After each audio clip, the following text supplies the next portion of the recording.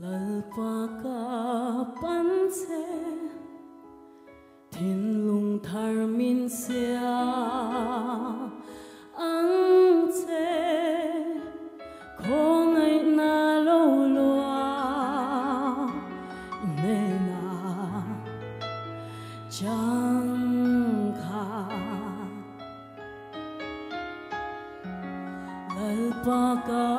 panse katsak lo na zong zo te hi min lak sang don ka sha imangai ro pui chua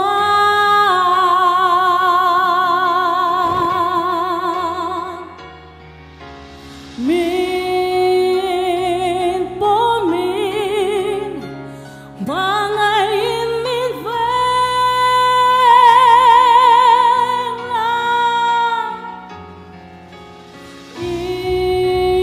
ikyanga min lo kayang se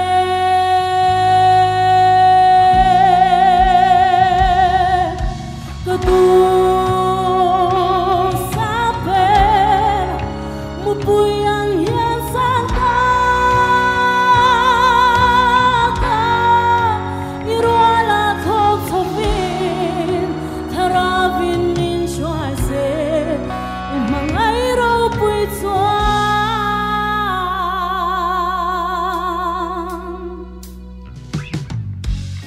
kamiti